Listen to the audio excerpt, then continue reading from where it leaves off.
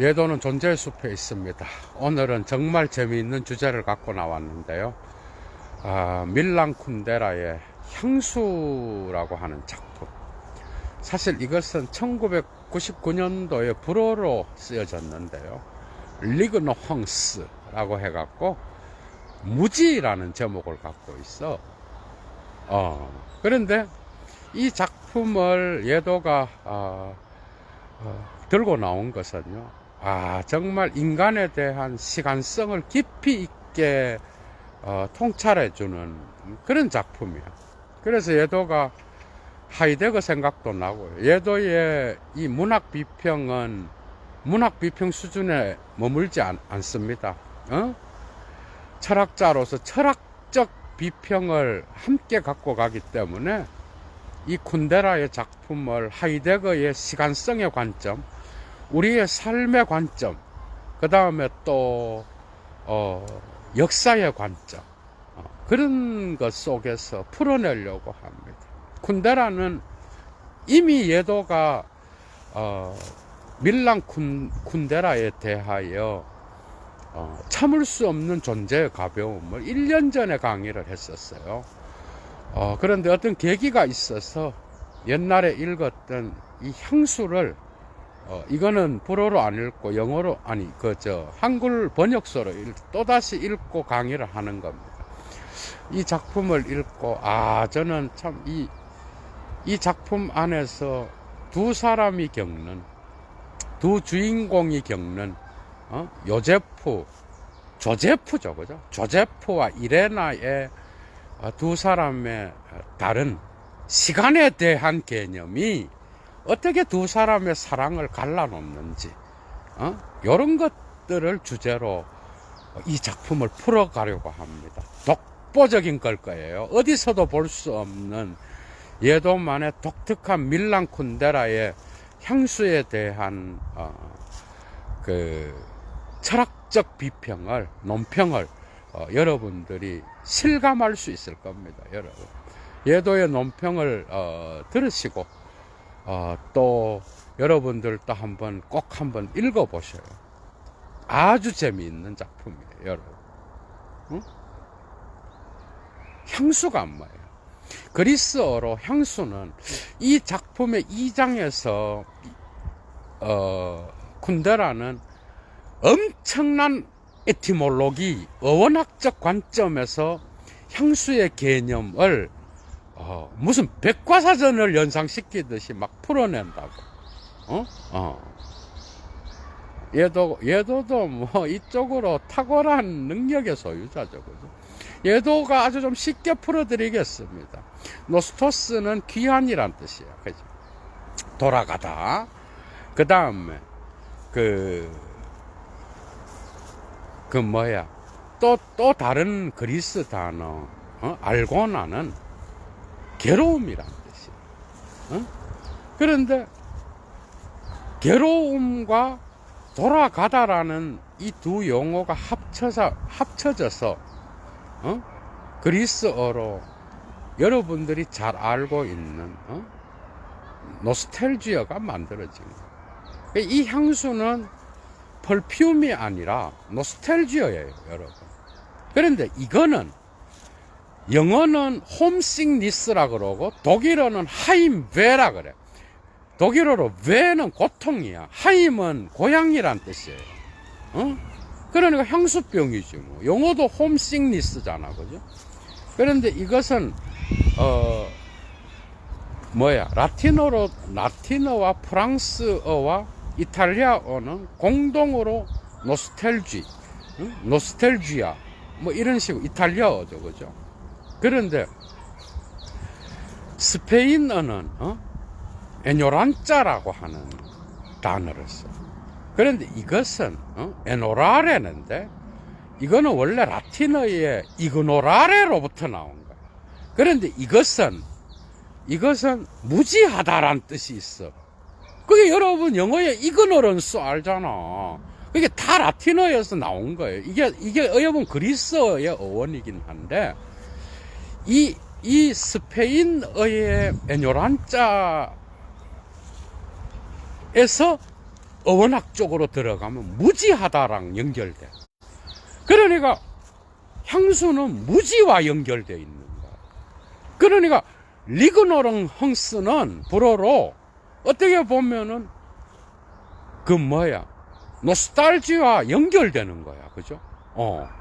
그런데 이게 중요한 거는 뭔가 하면, 그럼 무지가 왜 향수병하고 연결되는지 이런 걸 여러분들이 통찰할 수 있어야 되잖아. 그죠? 이걸 왜 향수라고 번역했는지, 무지가 아니라, 그것은 예도가 질문을 해볼 만한 건데, 사실은 향수라고 번역하는 게 책을 읽으면 더 나은 부분도 있어요. 그런데 이것은 향수와 노스탈지와 그 다음에 이그노헝스, 무지 사이의 어떤 지점을 이야기하는 듯해. 이 작품에서 보면. 그러니까 무지는 모른다는 거야. 그죠? 이건 뭐야? 어떤 고향의 상황을 내가 모르기 때문에 병에 걸렸고 고통스럽고 괴롭다라는 거야. 이거는 또 다른 복선을 갖고 있어.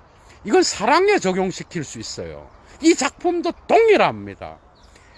그러니까 내가 사랑했던 사람과 헤어져서 그 사람이 어떤 상황에 있는지 지금 모른다는 거야. 근데 이 작품은 더 나가요. 이게 아니라 내가 그렇게 그리고 그렇게 생각하고 향수병에 걸릴 정도로 고통을 느꼈던 그 고향이나 대상이 직접 찾아가 보니까 완전히 다른 모습이고 나에게는 완전히 낯선 곳이라는 것을 역으로 방증하는 듯한 작품이에요. 엄청난 게 들어있어. 사실은 이 강좌는 5개까지 만들 수 있어. 근데 예도가 뭐 철학자니까, 그죠?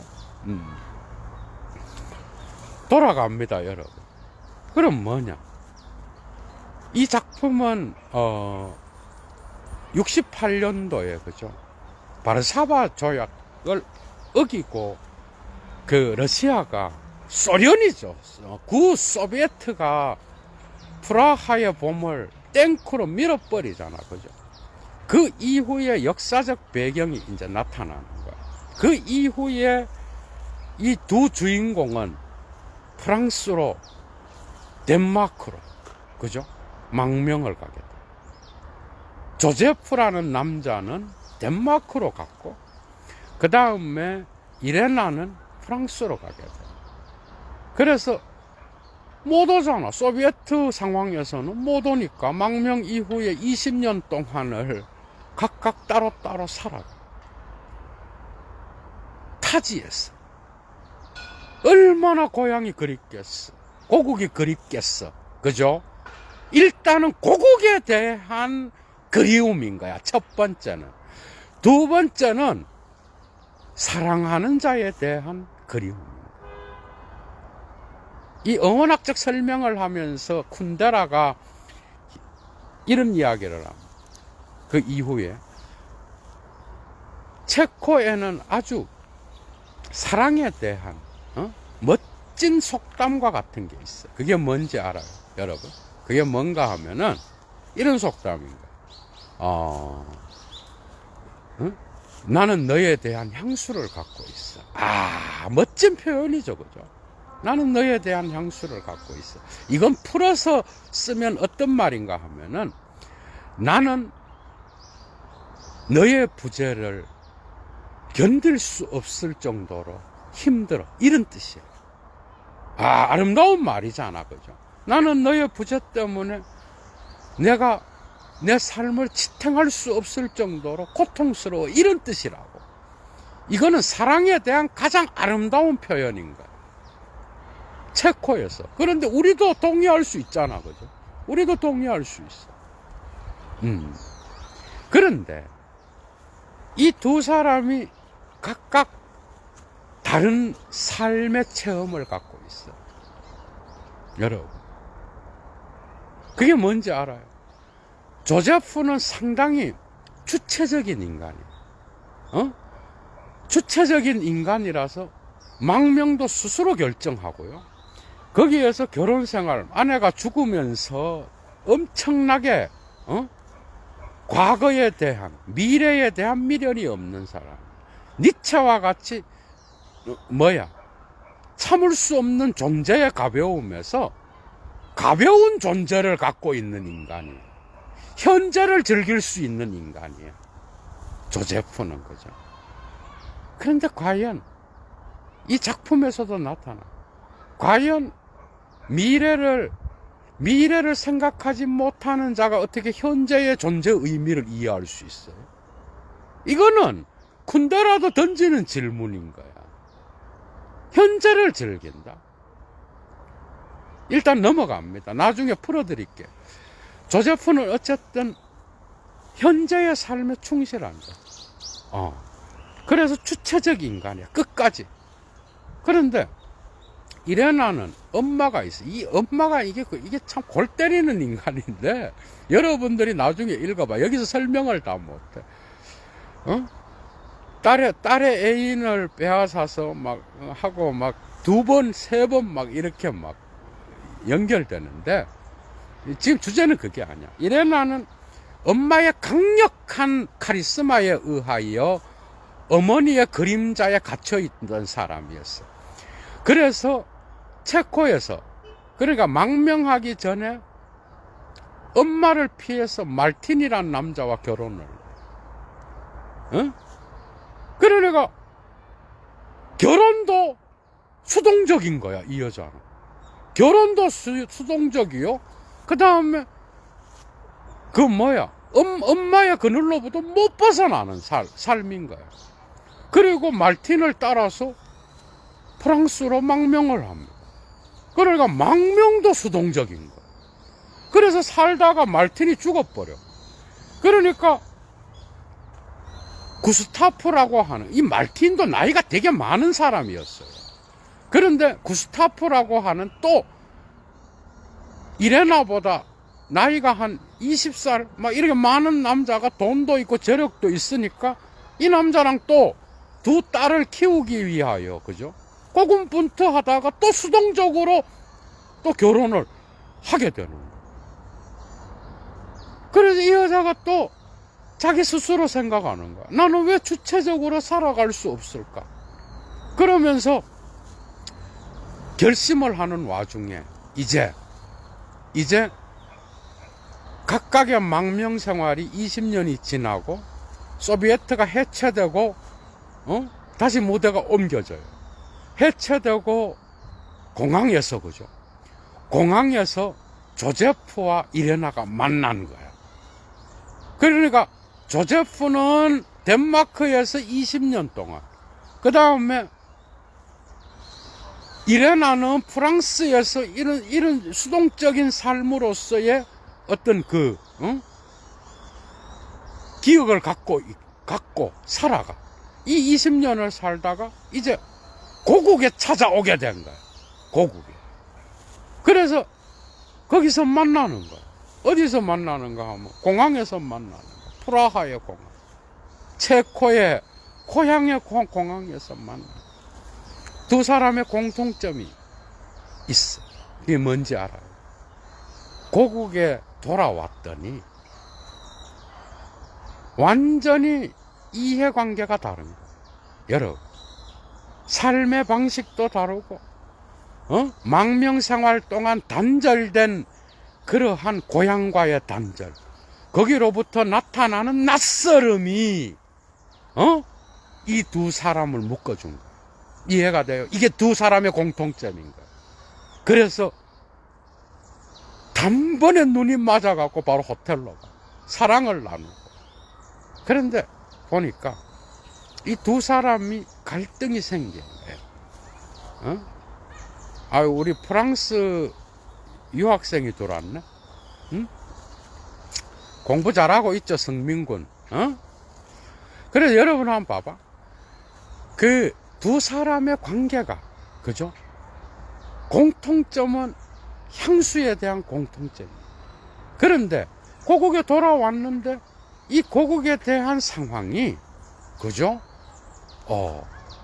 다른 거야. 그런데 남자 주인공인 조제프는 주체적인 인간이에요. 그러니 이 인간은 과거가 중요하지 않는 인간이에요. 그런데 사랑에 계속 수동적인 사랑을 하다가 고국이라고 돌아왔는데 이제 능동적인 사랑을 할 만한 사람을 만나게 된 거예요. 사실은 조제프는 옛 술집에서 봤던, 바에서 봤던 그러한 옛 연인과 같은 호감을 갖고 있고 매력을 느꼈던 남자였어요. 그래서 잿더리를 갖다가 이 남자가 여자에게 줬단 말이에요. 옛날에. 그러니까 프라하 그 망명하기 이전에, 그죠. 상당히 오래됐죠. 그죠? 그래서, 그런데 여기서 이제 갈라지는 거야. 기억이 달라. 이 주제도 기억이에요, 여러분. 그런데 조제프는 하나도 기억을 못해. 그런데 이레나는 다 기억하는 거야. 이 남자랑 대화하고 내가 호감을 가졌고 이 사람에 대하여 기억하고 그 사람이 주었던 잿더리와 같은 기념품을 백에다 넣어 갖고 다니고 막 다 기억하는 거야. 그런데 조제프는 하나도 기억을 못하네. 응? 존재가 누가 가벼워? 당연히 조제프죠. 그러니까 이레나는 미래에 대한 환상뿐만 아니라 과거에도 사로잡혀 있는 여자. 과거에 대한 그 강력한 향수로부터 못 벗어나는 거야, 여러분. 응? 엄마인데 시달리고 말틴하고 결혼해갖고도 수동적으로 살고 그 다음에 뭐야?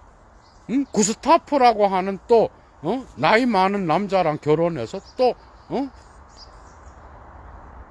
좋지 않게 그렇게 수동적으로 삶을 자리매김했고 이제 고향이라고 돌아왔는데 두 사람이 통하는 게 하나 있어. 고국이라고 돌아왔는데 뭐야? 고국이 자기들을 반기지 않는 거야. 자기 가족과 친척들은 뭔가 낯설게 느껴지는 거야. 그래서 두 사람이 대화를 하다가 뭐야? 이건 고국이라고 왔는데 보니까 너무 낯설게 느껴지는 거야. 그래서 거기에서 눈이 딱 맞아서 두 사람이 이제 막 곧바로 막 이제 사랑하게 되는 그런 이야기야, 여러분. 그런데 두 사람은 달라요. 한 사람은 기억에 대하여 무심한 사람. 누가? 조제프는. 여기서 시간성이 달라지는 거야. 그런데 이레나는 과거에 대해서 수동적인 삶에 대하여, 그죠? 엄청난 향수를 갖고 있어. 이런 사람은 보통 보면은 미래에 대한 계획도 뭐야? 죽음을 생각하지 않고 미래의 영원한 행복을 꿈꾼다고. 여러분, 이건 정말 생각해 봐야 돼. 이레나는 그러니까 과거, 현재, 미래에 대한 시간성을 다 갖고 있었던 자였어. 그러나 현재를 언제나 과거가 불행했기 때문에 미래의 영원함으로 자기의 행복을 계속해서 대리다적 용어로 차연시키는 여자. 현재를 즐기지 못하는 사람. 이해가 되죠? 이런 존재의 무거움을 가진 여자를 누가 좋아하겠냐고. 응? 그러니까 결국 조제프는 뭐야? 이레나의 사랑을 거부하고 떠납니다. 여지없이 떠나버려요, 여러분. 이 두 사람의 시간성이 달라. 한 사람은 과거에 대하여 별로 미련이 없는 사람. 그래서 조제프는 언제나 주체적 인간이요. 영원한 현재의 순간, 이만 니체. 현재의 순간을 살아가는 자. 주체적 인간. 그래서 죽음이 있다는 것을 아는 사람이에요. 이만 하이데거를 연상시키죠. 죽음, 자기 아내의 덴마크에서 아내의 죽음을 깊이 생각하고 삶이 별거 없구나. 이 죽음을, 과거도 별거 없고 내가 결국 죽는다 그러면 나는 현재, 내가 나의 존재의 가벼움으로 현재를 즐기면 되는 거지. 내가 왜 과거와 미래에 사로잡혀서 살아야 되느냐. 이런 사고를 갖고 있는 사람. 두 사람이 그래서 이런 심리적인 시간성이 다르기 때문에 향수에 대한 그 느낌도 달라. 그러니까 어여 보면은 조제프는 향수도 없는 인간이에요. 이게 기억의 피약증이라 그래. 그래서 근데 예도가 볼 때는 조제프가 불쌍한 인간이야. 내가 예도가 볼 때는 그래요. 군대라는 어느 관점에서 조제프를 갖다가, 근데 이런 거는 있어. 다양하게 해석할 수 있어요. 향수라고 하는 거는 환상이다 이 말. 거기에 아주 엄청나게 중요한 말이 하나 있어. 예도가 꼭 읽어. 여러분들도 줄쳐가면서 읽어봐. 사람들은 나이가 들으면서 향수에 빠져 있다라고 생각할지 모르지만 사실은 점점 나이가 들면서 죽음에 임박하기 때문에 그 향수의 무게가 그렇게 크게 다가오지 않는다. 그 향수는 오히려 어린 시절의 추억의 존재의 무게가 가벼워졌을 때 비로소 향수는 강하게 다가온다. 이 말은 뭐예요? 나이가 들면서 죽음에 임박한 자는 현재의 시간을 살아가는 데에 충실할 수밖에 없다라는 이야기를 하고 있어요. 이건 여러분들이 한번 생각해 보세요. 여러분들의 삶과 한번 깊이 있게 통찰해봐. 적용시킬 수도 있고. 그런데 이게 뭐 과연 이게 이런 식으로 되겠어요, 여러분? 과연 기억이 이런 식으로 해석될 수 있게? 사람마다 다른 거지 뭐. 안 그래요? 사람마다 다른 거지 뭐. 어떤 사람은 나이 들었다고 향수가 없고 뭐 그렇겠어? 그건 아니지. 근데 상당한 의미는 있어. 그건 뭔 말이야? 죽음. 그러는데 예도는 또 다르게 봐. 하이데거적으로 볼 때는 죽음이 임박했다. 죽음을 보고 있기 때문에 이 현재를 그런 식으로 존재의 가벼움을 갖고 무심하게 현재를 이렇게 순간을 살아간다? 그건 뭔 말이에요? 그건 니체적인 걸 수도 있는데 죽음을 본다는 거는 뭐야? 오히려 이 현재에 대한 본래성을 살아간다는 거잖아. 근데 그게 유형이 조제프의 유형과 다를 수 있는 거라는 거죠. 과연 기억의 피약증을 가진 자가 본래적 실존을 살아갈 수 있겠어요, 여러분? 우리는 생각해 봐야 돼. 여러분 작품을 읽고 한번 깊이 있게 생각해 봐. 과연 향수에 민감하지 않는 게 인간적인 거예요? 아니면 기억에 민감한 기억을 갖고 미래를, 그죠? 미래를 영원히 그릴 수 있는 자. 그러나 이 현재의 행복을 미래로 끊임없이 지연시킬 수 있는 이레나가 과연 불행한 여잔지 여러분들이 생각해 봐요. 현재를 산다는 게 뭐야? 과연 인간이, 저는 하이데거가 맞다고 봐요. 니체는 뭔가 좀, 저는 하이데거 쪽에 있어요. 이 부분. 과연 우리가 초인의 삶을 살아간다라는 게 그게 몇 사람에게 해당되는 걸까, 여러분? 깊이 있게 생각해요. 우리는 과거의 메인자예요, 누구든지. 과거의 좋은 추억이든 나쁜 추억이든 그건 나의 전이에요. 그거는 내가 그것을 소화하느냐 못하느냐의 문제인 거지. 내가 나의 주인이 되고 내 현재의 주인이 된다라는 거는 나의 과거의 시간성을 망각하는 게 아니라고. 대면하여 극복하는 게 아니겠어. 물론 니체도 이런 말을 하지만, 미래의 본래적 가능성을 향하여 나의 현재를 기획투사할 수 있는 자 역시도 이 과거에 대한 기억을 갖고 있는 자가 아니겠어요?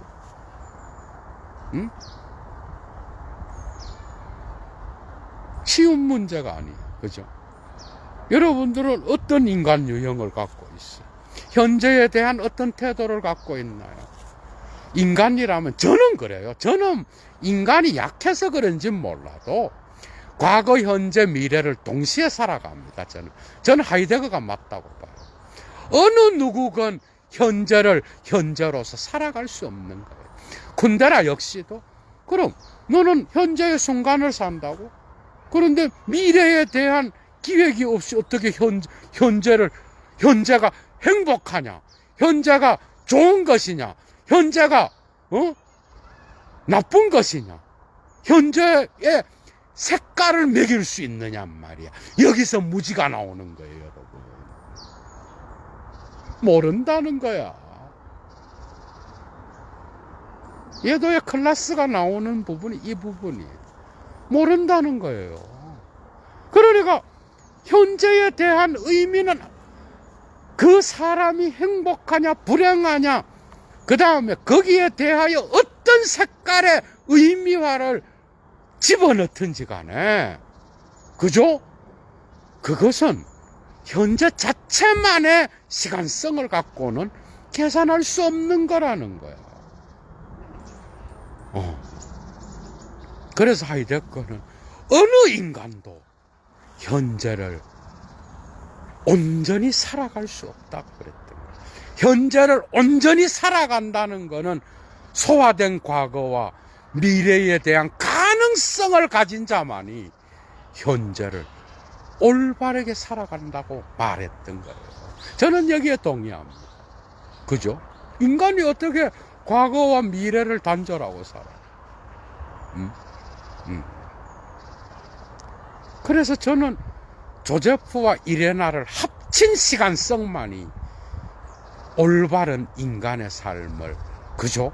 조명해주는 그러한 구도가 아닌가. 군데라가 이 작품에서 끊임없이 두 사람의 시간성을 대비하면서 비교하고, 저는 이걸 읽으면서 특히 헤르만 헤세의 골드문트와 나르치스에 나오는 거죠. 그 두 사람의 아주 정밀한 성격 묘사, 정밀한 삶에 대한 태도의 묘사를 봤어. 이 작품을 읽으면서 이 두 사람을 끊임없이 대조적으로 만들어가면서 작품을 이어나가는 쿤데라를 잡아내지 못한다면 여러분들은 이 작품을 소화했다고 볼 수 없는 거예요. 한 작품은 한 사람의 해석으로 결코 끝날 수 없어요. 쿤데라 자신도 해석하지 못한 부분을 여러분들은 해석할 수 있어요. 그게 바로 작품이에요, 여러분. 그래서 하나의 작품은 글쓰기를 시작하면서 저자의 것이 아닌 거예요. 저자는 블랑쇼가 카프카를 인용하면서 이야기하듯이 모든 작품은 글쓰기로 들어가는 순간 나는 사라지고 그가 되어버리는 거야. 이 말은 저자의 것이 아니라 쿤데라도 해석하지 못한 부분을 여러분들이 읽으면서 해석할 수 있다니까. 이런 해석은, 그죠? 어떤 한 사람이 해석할 수 있는 게 아니에요, 여러분. 예도의 해석일 뿐입니다. 이것도 역시 이해가 돼요. 참고하시라는 거예요. 여러분들은 다르게 볼 수 있는 거예요. 그래서 뭐야? 부재라고 하는 거예요. 부재의 고통은 무지를 먹고 산다라는 것이요. 이 무지는 삶에 대한 무게를 이야기하는 거야. 어느 누구의 삶도 이렇다 저렇다라고 말할 수 없다라는 거예요. 삶은 결국은 모른다라는 이야기야, 여러분. 그러니 어떤 삶이건, 죽음이 나를 기다리고, 그저 어떤 과거가 나를 옥죄어 온다고 하더라도, 나의 현재에 충실한 삶을 살아가야 된다라는 거. 이것은 쿤데라가 보여주는 교훈이 아닐까 저는 생각합니다. 나는 여기에는 동의합니다. 그러나 과연 인간이 그 현재에 온전한 삶을 살기 위하여 과연 과거를 망각할 수 있나요? 과연 미래를 기획하지 않을 수 있나요? 어느 누구건 우리는 인간으로서 과거와 현재와 미래를 동시에 살아간다. 응? 그죠? 한번 생각해 보셔요, 여러분. 예도의 짧은 삶에 대한, 짧은 삶은 아닌데, 예도 TV를 보는 분들이 워낙 연세가 많아갖고, 나는 애입니다, 애. 예도 TV 보시는 분들이 워낙 예도가 대가리를 숙이고 배워야 될 분들이 너무 많아갖고, 여러분들은 이 작품을 어떻게 생각할지 저도 궁금합니다, 여러분. 여기엔 답이 없습니다. 그죠? 마지막입니다. 엄청나게 오랫동안 보지 않고 이럴 것이다 라고 생각하고 몇십 년 만에 찾아간 고국, 몇십 년 만에 만난 친구가 나의 생각과 완전히 다른 어떤 그죠 사태를 보여줄 때 여러분들이 꿈꾸었던 그 향수병이 얼마나 헛된 것이고, 그죠? 그 향수병이 얼마나 다른 것인지. 그래서 향수는 무지를 먹고 산다는 것. 사랑과 우리의 그리움과 우리의 과거와 우리의 미래에 대한 모든 희망 역시도 이 무지와 무관할 수 없다는 것. 그러나 우리는 이 무지 때문에 행복할 수 있다는 것. 이건 예도의 해석입니다.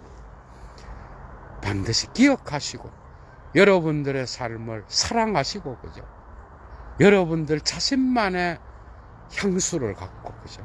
그리움을 갖고 여러분들 자신만의 사랑을 만들어 가시기 바랍니다. 삶은 사랑이죠. 그죠? 자신만의 삶, 자신만의 향수, 자신만의 그리움, 그리고 자신만의 삶에 대한 희망, 그죠? 이런 것들을 예도는 이 작품을 통하여 느꼈습니다, 여러분. 얘도 물러갑니다. 오랜만에, 가끔, 내 이름은 말 안 하겠는데, 예도의 친구, 우리 교수님 가끔 들어오시네. 너무 반가워요. 자, 얘도 물러갑니다. 여러분들, 건강한 주말 보내십시오. 그리고 항상 예도의 고정 강좌의 클래스를 아시고, 그죠? 도움받으시는 애청자분들, 이 사막의 철학자에게 꼭 자발적 수업료 가능하신 분들은 보내주십시오. 많은 분들이 예도 TV를 사랑해 주셔서 고맙습니다. 얘도 물러갑니다, 여러분. 주스!